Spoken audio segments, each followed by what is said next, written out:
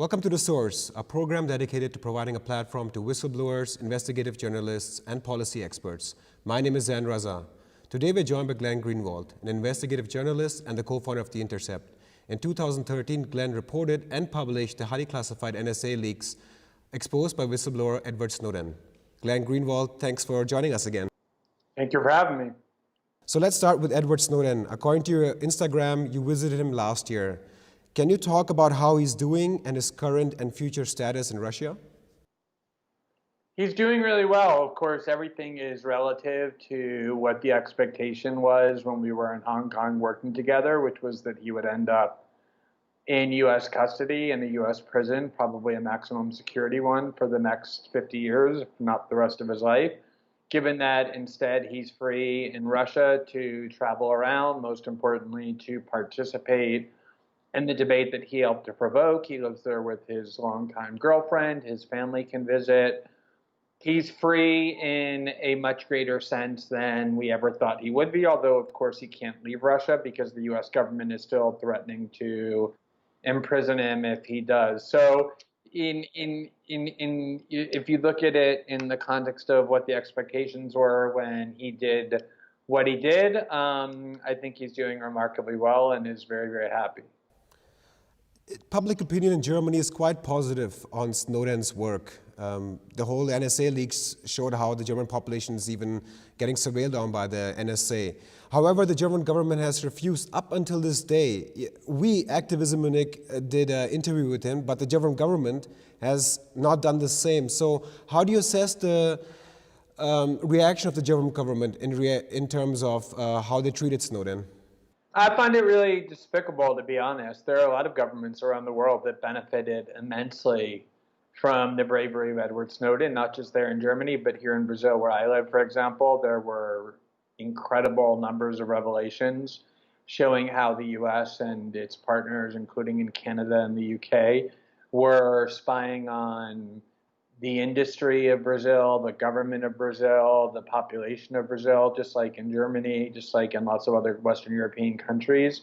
And yet not a single country had the principle or the courage to do what it was required to do, not just by ethics, but convention, which was offer asylum to Edward Snowden to protect him from persecution at home other than Russia. And so I do think it reflects very poorly on these governments to have cashed in on all of the benefits that he offered them through his bravery, including Angela Merkel, who discovered all kinds of things about how she personally was being spied on, but then decided that it wasn't worth turning around and exhibiting even a fraction of the bravery that he showed in order to protect him from the persecution to which he's been subjected.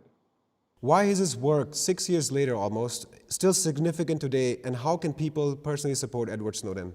Well, I think his work is significant because, notwithstanding how important the revelations were, the mass surveillance that he exposed still continues, and several different developments after his spying was revealed has in some sense accelerated the spying and even increased public support for it. I would say primarily all of the scare over ISIS and the related terrorist attacks in Western Europe, like in Paris and Brussels, and there's been some in Germany and the UK. And then probably even more so the fear that Western governments have successfully instilled in Western populations regarding Russia and the threat that it poses to Western democracy, supposedly, even though it has an economy smaller than Italy's. They've kind of resuscitated and revived the Cold War script. So this is combined to increase in a lot of ways the idea that we want and need government spying in an indiscriminate way over the internet. But at the same time, you have private internet companies like Facebook and Google and Apple trying to demonstrate to their users that they're committed to protecting the privacy of their users so they don't lose the next generation of internet users to social media companies that promise greater privacy protection. You have individuals who are taking matters into their own hands by using greater degrees of encryption and other privacy tools far more than before So I think that even 5, 6 years after the revelations began, in one sense, there has been an increased threat to internet privacy. But on the other hand, there has been a lot of opportunity created by the reporting to create a wall between us and governments. And on top of that, you now have increasing awareness of the threat of private surveillance by the internet companies themselves. So I think the debate, the kind of war that Snowden helped to catalyze, very much is still unfolding. Let's switch to Julian Assange. It was revealed by accident or error that the US government is planning on charging him. Can you A, talk about the significance of his case in terms of press freedoms, and B, how do you think the media and political establishment has treated him in comparison to other journalists that have been ill-treated by the Trump administration?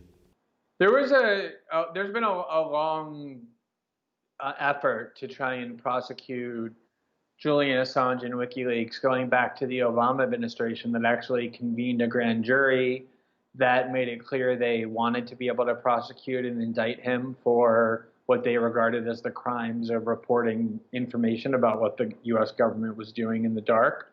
But ultimately concluded, the Obama administration did, that there was no way to do that without also prosecuting the New York Times or the Guardian or all of the other news organizations that either work with WikiLeaks or that publish the same secrets as it did, or that publish similar or even more sensitive secrets. How do you justify criminalizing the act of publishing documents in the case of WikiLeaks, but then not prosecute the New York Times, the Washington Post, and the other ones? And so for that reason, the Obama administration, although it wanted to and made clear that it wished it could, decided that it wouldn't prosecute WikiLeaks. And at the time, the US media seemed to be more or less on the side of WikiLeaks because they realized the threat that that kind of a prosecution could and would pose to themselves. Everything changed in terms of how the US government views WikiLeaks and in terms of how the media views WikiLeaks after the 2016 election, because before it was perceived that WikiLeaks was exposing the war crimes of the Bush administration and had a lot of support on the left and among liberals as a result. But once 2016 happened and most of their reporting during that year was harmful to the candidate favored by most of the media, which is Hillary Clinton, and therefore helpful to Donald Trump, he lost almost all of his support on the left and even among the traditional media. And even though he gained some support on the right, it is still true that in a lot of ways, WikiLeaks is viewed as public enemy number one among the CIA, the Justice Department, the FBI, the NSA. Even with Trump at the helm, they still view WikiLeaks as one of their main enemies because he's been spilling their secrets for years. And then the media support for him has more or less evaporated now that they see him not so much as a neutral whistleblower or an anti-Republican whistleblower, but as a pro-Trump whistleblower, or even as an arm of Russian intelligence, which is something they say with great regularity, notwithstanding the fact that there's no evidence for it. So all of that has changed how WikiLeaks is perceived. The Trump administration has made clear that it is a top priority of theirs to prosecute and extradite Julian Assange and WikiLeaks for the crime of what they regard as the crime of publishing documents. And it's going to be much harder to stop this time because he has very few allies across the political spectrum as opposed to 2011 when the Obama administration decided it couldn't do it. Let's run some arguments that are usually voiced when it comes to WikiLeaks. I'll state it even though you addressed it. For example, one of the arguments is he interfered in the political process, siding with the Trump administration. The second argument usually lies with there are hackers instead of publishers, and that they actively work with whistleblowers instead of just when the whistleblower comes to you and they do their job as a journalist. And the last part of the argument is he has too much power as a single person and publisher. Could you address these 3 points, please? Sure. Half of them are lies and half of them make no sense. So let's start with the first one, which is the idea that he interferes in the political process. What journalist who covers an election doesn't interfere in the political process? Most American journalists were openly in favor of Hillary Clinton, constantly called Donald Trump a liar and a fascist every day that they opened their mouths, which was fully their right to do. The fact that they worked with the Clinton campaign, that they constantly dug up dirt on Trump, that they openly wanted the Democrats to win, doesn't, in my mind, make them any less of journalists. If someone were to prosecute them for publishing documents, I wouldn't stand up and say, oh, well, they were clearly in favor of one side or the other and therefore have lost their status as journalists. Journalists aren't required to remove themselves from the world or pretend to have no opinions in order to be journalists. Journalists have traditionally crusaded in favor of things that they thought were better for the world or against injustice. The New York Times published Donald Trump's tax returns, even though they had no idea who sent it to them, and even though sending tax returns and publishing tax returns without someone's authorization is a crime. They clearly did it to harm the Trump candidacy, but it was clearly an act of journalism, even though they were interfering in the election. Journalists interfere in elections all the time. It's called reporting. And the idea that, well, if you interfere in the election on the side of one candidate or another, you lose your status as a journalist is going to send a lot of journalists to prison. So it's a very dangerous theory, and it's one that actually makes no sense. The idea that WikiLeaks does more than merely work with whistleblowers, they actually collaborate or conspire with them to steal documents, is something for which no evidence has ever been presented. When I said earlier that the Obama administration wanted to prosecute WikiLeaks, that was exactly what they were hoping to be able to prove in order to distinguish WikiLeaks from, say, The Guardian or the New York Times. Namely, they were looking for evidence that WikiLeaks didn't just receive documents from Chelsea Manning, but actually collaborated with her prior to or during the hack in order to say that they were collaborators in the crime. And I know there were some efforts on the part of media figures to try and depict us, the reporters who worked with Edward Snowden, as being his collaborators in the same way, but no evidence was found of that. So you can accuse WikiLeaks all you want of collaborating with hackers or call them hackers, but until you have evidence that actually demonstrates that, all you're doing is fabricating and lying. And so it's not a very impressive theory to me.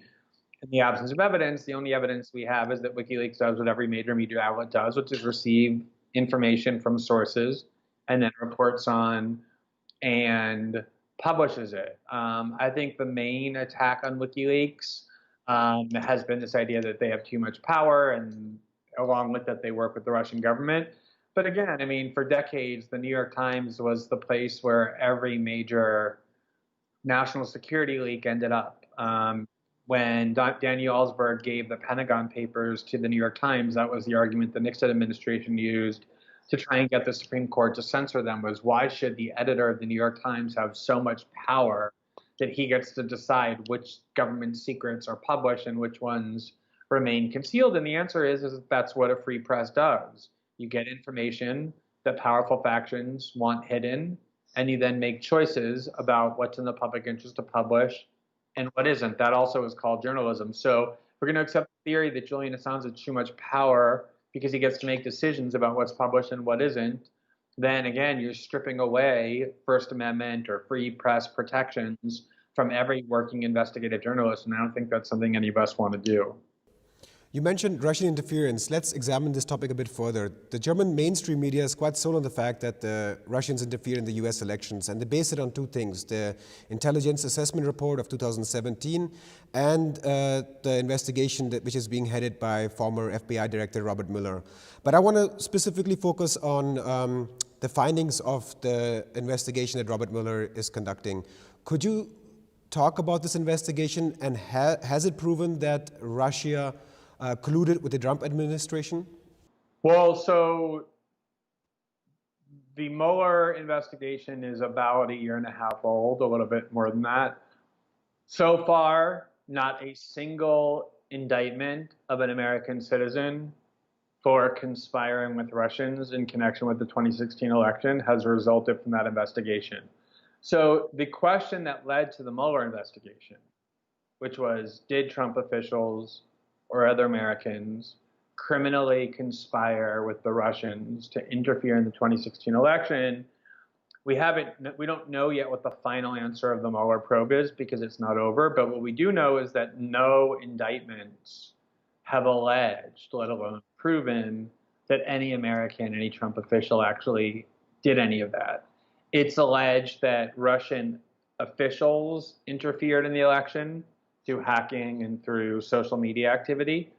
It's alleged that Americans committed crimes unrelated to the 2016 election, like Paul Manafort involved in money laundering and the like, or people lying to investigators after the election was over.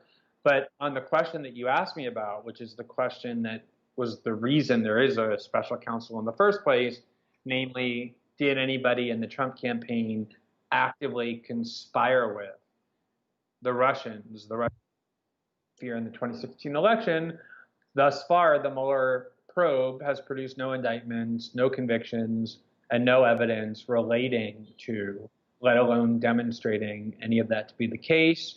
I don't know what's going to happen in the future because I don't have a crystal ball, but I do know that ABC News' Jonathan Karl, who's the chief White House correspondent of ABC, just 4 days ago said that the Mueller report, when it comes, is highly likely to be anticlimactic, as he called it, because they haven't found any evidence and don't intend to allege any existence of this kind of collusion that you just asked me about.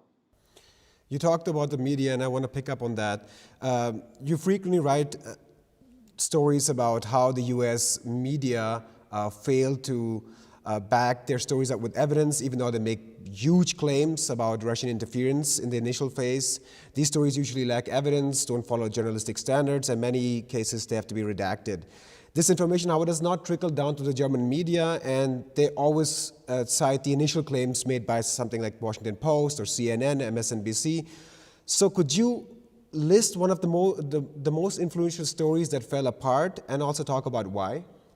Well, it's funny that you asked that because we're talking 36 hours after one of the biggest stories completely blew up in the face of the US media, which was BuzzFeed on Thursday night reported a blockbuster bombshell that Robert Mueller has obtained emails and testimony proving that Donald Trump directed his longtime lawyer, Michael Cohen, to lie to Congress about the existence of a construction project in Moscow to build a Trump hotel or a Trump tower.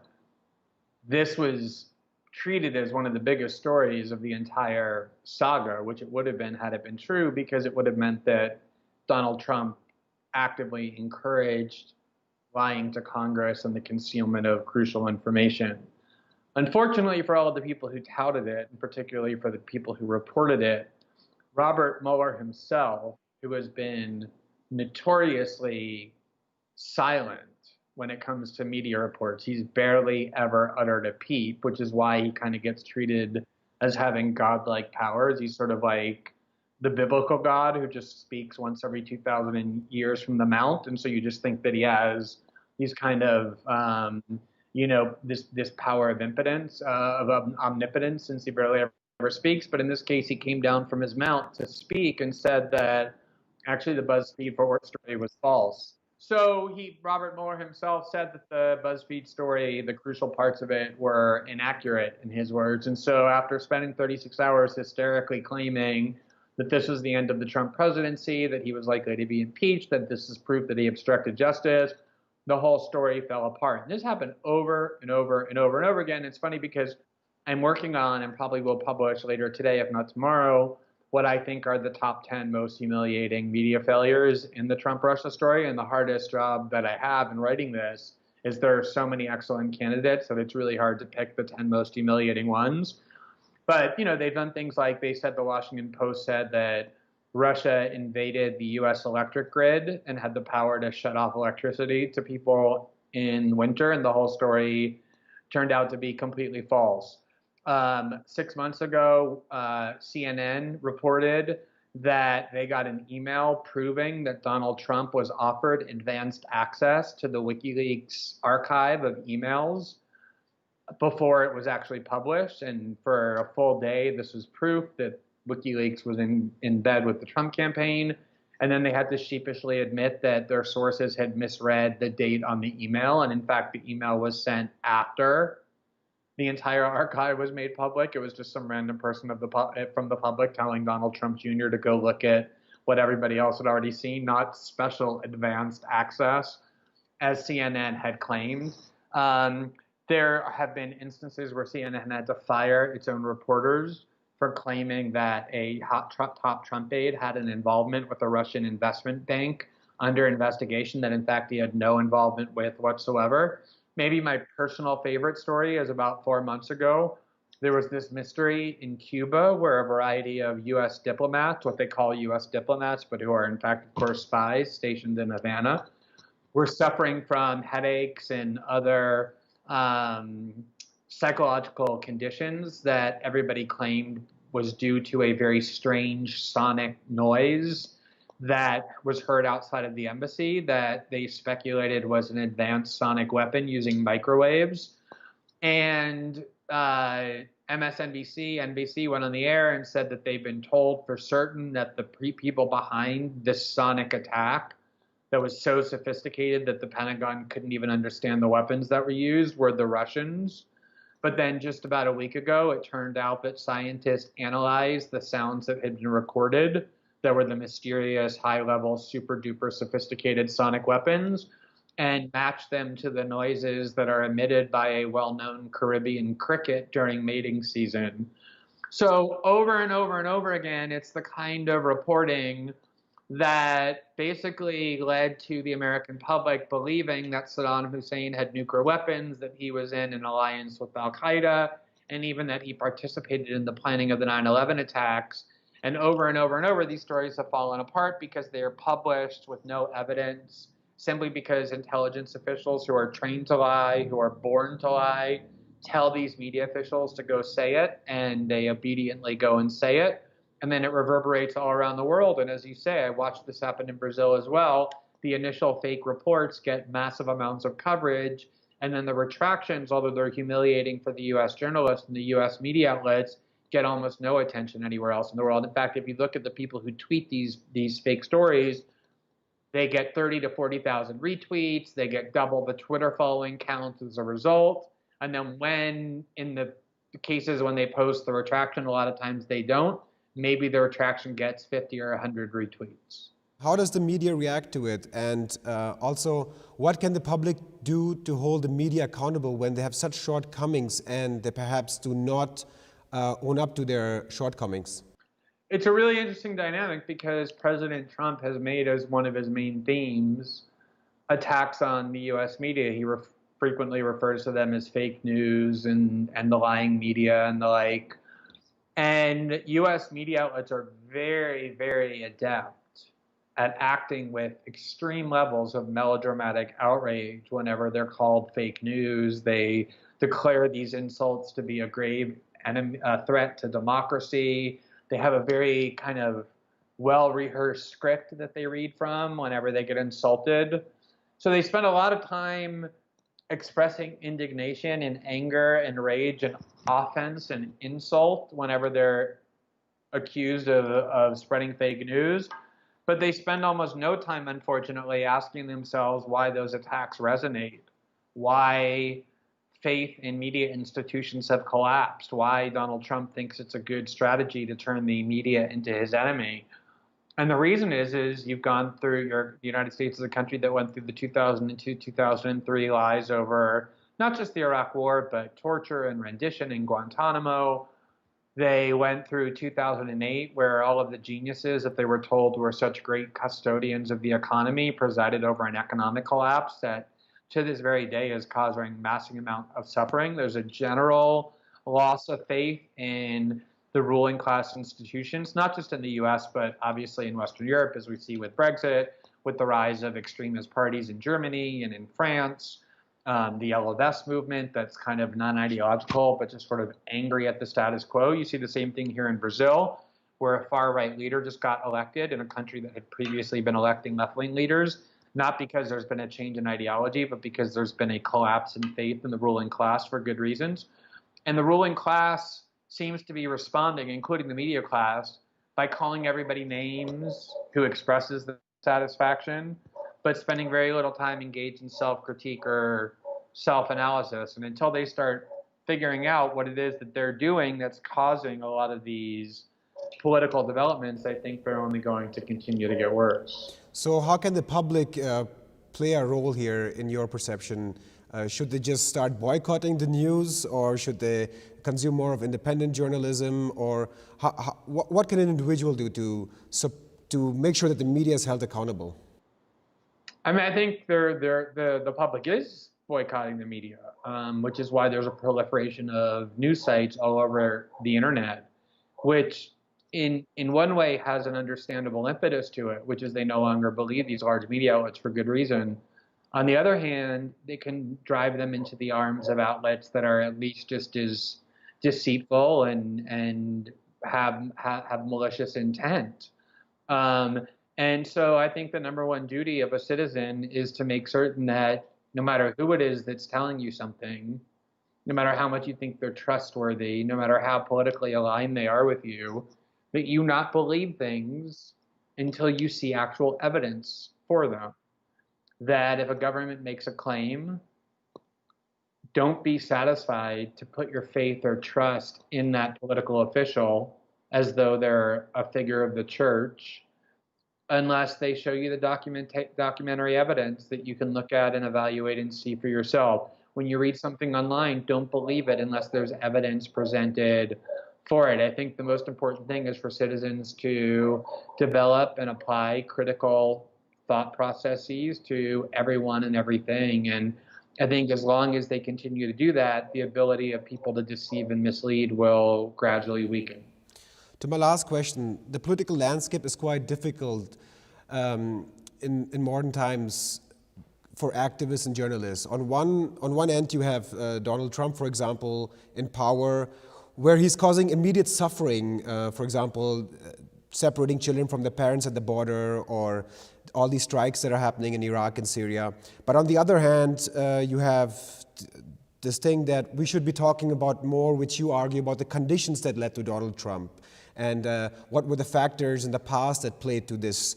And you also warned that Donald Trump might get, another worse Donald Trump might come into power. So how should people that have limited time, and journalists and activists, how should they be balancing immediate suffering and long-term thinking? I think it's a hard question, because the temptation is to say we don't really have the luxury of thinking long-term when we have a president doing a lot of the horrible things that you've just been describing. The reality, though, is that he won the election, and he's going to be in office absent some extremely unexpected development for another 2 years.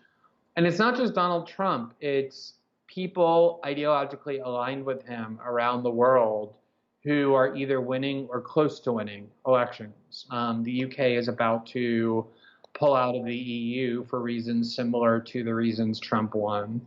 Marine Le Pen and the Le Pen movement in France is strengthening, especially as Macron, the one person who stopped her, is weakening further. Here in Brazil, Jair Bolsonaro just won using similar themes.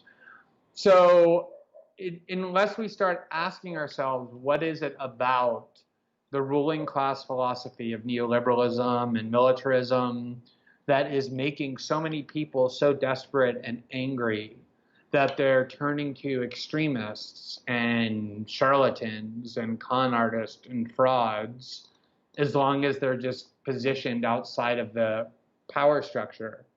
Until we start asking ourselves that question in a very honest and constructive way to figure out how to change it, we can stomp our feet all we want. We can call everybody racist who are supporting these people, or fascists. We can march in the street if we want.